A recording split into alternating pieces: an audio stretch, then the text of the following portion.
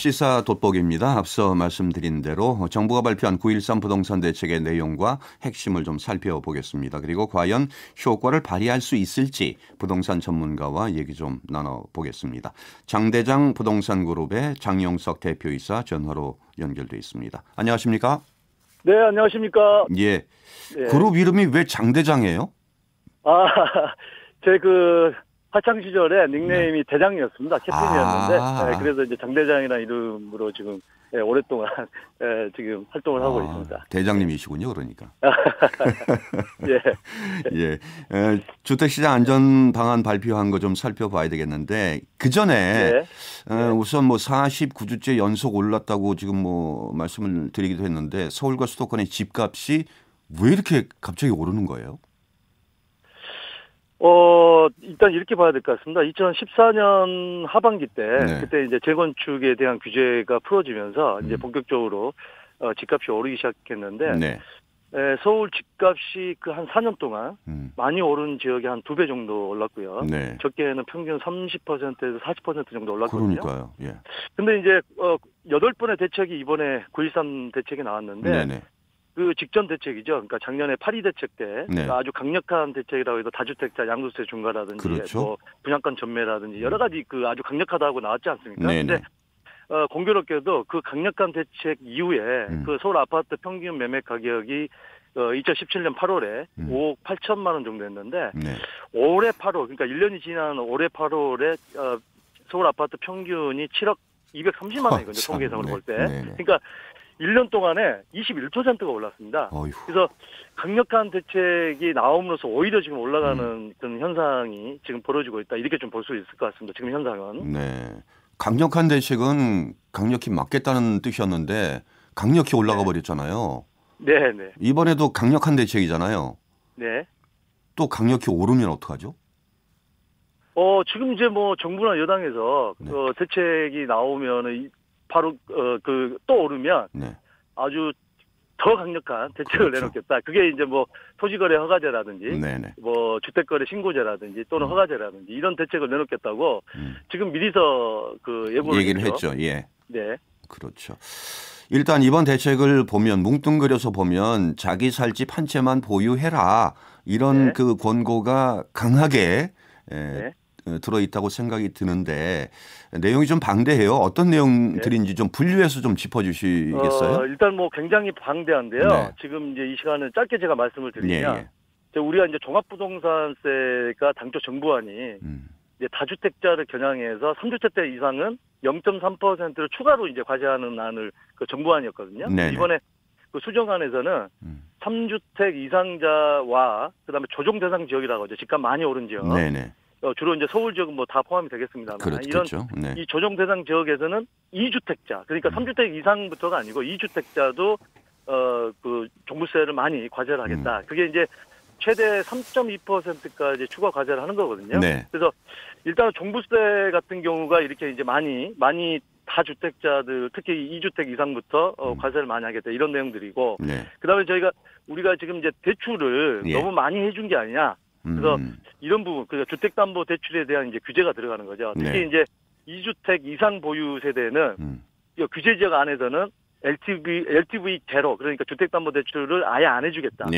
이런 내용이 있고요. 또 물론 또 1주택 세대들도 규제 지역 내에서 신규 구입에 의해서는 주택담보대출을 하지 않습니다. 예외 사항은 몇 가지는 있죠. 이사를 간다거나 부모 봉양을 한다거나. 그래서 이런 지역, 그러니까 첫 번째는 종합부동산세에 대한 과세를 더 많이 하는 거. 그다음에 LTV, 담보대출에 대해서 규제가 들어가는 거. 그다음에 이제 우리가 전세자금대출 보증 대출에 대한 그게 이제 규제가 사실상 없었는데 이번에 이제 이런 경우가 많이 있었죠. 전세자금 대출에 대한 규제가 없었기 때문에 대출을 받아서 다른데 집 사는데 또 투자를 한다. 이런 이제 통계들이 나와서 이 전세자금 대출에 대한 규제도 들어가고요. 그다음에 주택임대사업자 등록을 작년 12월에 국토부 장관이 많이 공고를 했지 않습니까? 세제 혜택을 많이 주겠다. 그래서 그러다 보니까 오히려 초기꾼을 양성하는 게 아니냐 이런 얘기들이 나와서 이 주택 등록 임대사업자 등록에 대한 양도세 감면이라든지 또 네. 양도세 중과를 한다고. 그러니까 우리가 지금 2주택은 양도를 할 때 네. 플러스에서 10%를 더 과세를 하고 3주택 이상부터는 20%를 과세하는데 네. 주택임대사업자세도 이제는 똑같이 과세를 하겠다. 뭐 이런 내용들이 이제 줄을 이룬다고 보면 될 것 같고요. 예. 자, 무엇보다도 이제 마지막으로 제가 이제 분양 쪽을 보면은 네. 그 청약을 할 때 실질적으로 그 무주택자들이 청약을 받을 수 있게 가점제 우선으로 해서 네. 이게 이제 시행이 되고 있는데 지금 1주택자들도 이 가점제 이제 그 전용 84제곱미터 이상 그러니까 네. 중대형 같은 경우는 서울 같은 경우는 50%는 이제 가점제 50% 추첨제인데 예. 근데 1주택자들은 가점이 안 되지 않습니까? 네네. 그래서 집을 넓혀가거나 새집 살려고 하는 수요도 실수요도 많은데 네. 이게 이제 무주택자들한테 추첨도 우선권이 가기 때문에 그렇죠? 이게 좀 피해 양상도 될 수 있는 그런 양상이라 볼 수 있을 것 같습니다. 아유. 예. 그러니까 주던 내용 굉장히 많은데 네네. 지금 이제 요점만 말씀을 드리자면 이게 네. 큰 틀에서는 이 정도가 이번에 대책의 주요 요지라고 볼 수 있을 것 같습니다. 그렇군요. 아니 쉽게 그냥 그 살고 있는 집 한 채만 갖고 있는 1주택자들은 네. 별 영향이 없는 거 아니냐 이렇게 생각하기 쉬운데 그것도 아닌 모양이죠 그러면? 그렇죠. 1주택자들도 이번에 네. 지금 뭐 대출 문제라든지 예. 또 쉽게 말씀을 드리면 지방에는 1억 하는 집도 있지 않습니까? 네네. 아니면 뭐 몇천만 원 하는 집도 있죠. 예. 근데 서울에 뭐 15억 하는 주택이나 똑같은 1주택자로 취급을 하기 때문에 네. 이게 이제 여러 가지 지역적 형평성이나 뭐 이런 어떤 그 여러 가지를 감안할 때 환경을 네. 감안할 때 좀 선의의 피해자도 양상할 수 있다는 그런 문제가 지금 지적이 되고 있습니다. 예. 이게 이제 이런 대책들이 나온 것이 이제 집값 안정 이루어내고 그리고 뭐 편안하게 부동산을 좀 필요에 따라 그야말로 실수요자를 보호하는 그런 측면도 있고 하겠는데 그래서 이제 대표적인 게 종부세 아니겠습니까? 종부세를 올리면서 좀 막아보겠다는 생각인데 그런데 거꾸로 생각하면 부동산 투기 세력 입장에서는 자산이 워낙 막대하기 때문에 푼돈에 불과한 거 아니냐 뭐 이런 의견도 있거든요. 네. 집값이 이런 정책으로 해서 어느 정도 잡히리라 생각을 하십니까? 사실 또 똑같은 질문인 것 같은데. 네.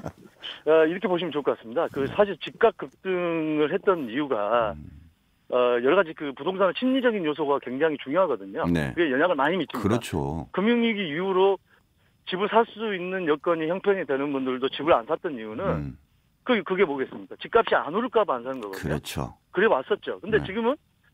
지금은 실수요자들도 지금 매매가가 굉장히 올라간 상황에서도 집을 사는 이유는 지금 안 사면 더 올라갈 것 같으니까 그렇죠. 그런 양상도 있었거든요. 예. 그래서 그런 점에서 볼 때 이 부동산 가격을 좌지우지하는 건 심리가 굉장히 중요하다. 저는 이렇게 보는데 네.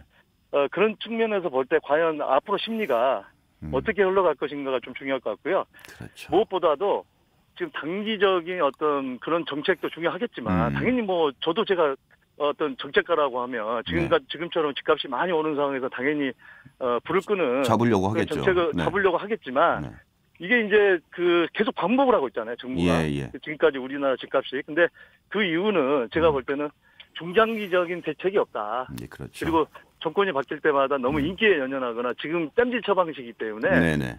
중장적인 정책이 분명히 지금 같이 가야 된다고 그렇죠. 저는 그렇게 생각합니다. 앞으로 어떻게 될지가 분명해져야 마음의 안정이 올 테고 그래야 네. 심리적으로 이렇게 뭐 사야 되나 말아야 되나 이런 고민들을 안 할 텐데 말이죠. 예. 그렇죠. 그래서 뭐 김현미 국토부 장관도 네.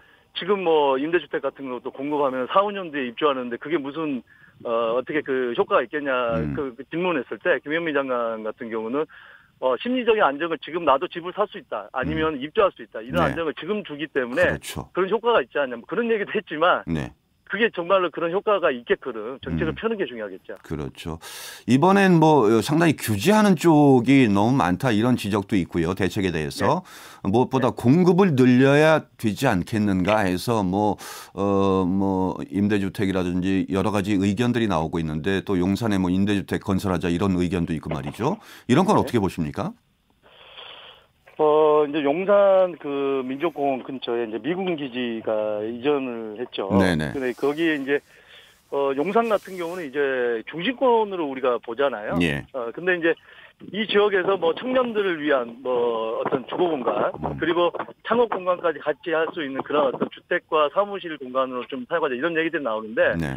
저는 뭐 실행할 수만 있다고 한다면 굉장히 좋은 방향이라고 생각합니다. 그래서 이런 지금 그 우리나라가 직면해 있는 고령화 저출산 국내 경제 문제를 해결할 수 있는 그런 어떤 해결책은 될 것 같은데 그게 이제 앞으로 어떻게 흘러갈 것인지 그게 중요하겠죠. 그렇죠. 그리고 이제 더불어서 미니 신도시 만든다고 했다가 미리 뭐 정보가 나가는 바람에 시끄럽고 일단 발표 연기하고 뭐 이런 상황인데 그 부분은 어떻게 진행이 될 것 같아요?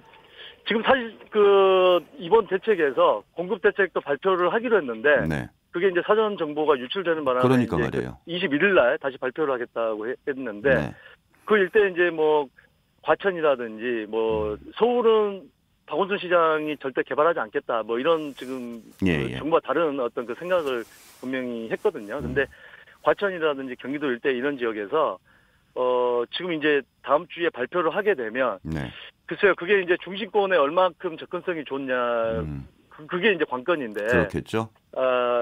글쎄요 그게 뭐 지금 반대 의견도 많고 또 그 그린벨트에서 서울에서 좀 먼 지역에 있는 그 주민들은 또 집값이 떨어질 거기 때문에 그쪽 지역은 또 반대 의견도 많고 역효과도 많을 것 같은데 뭐 이거는 지켜봐야 될 것 같습니다. 근데 가장 중요한 것은 중심권에 공급이 돼야 된다는 점이 핵심이겠죠. 그렇죠. 예.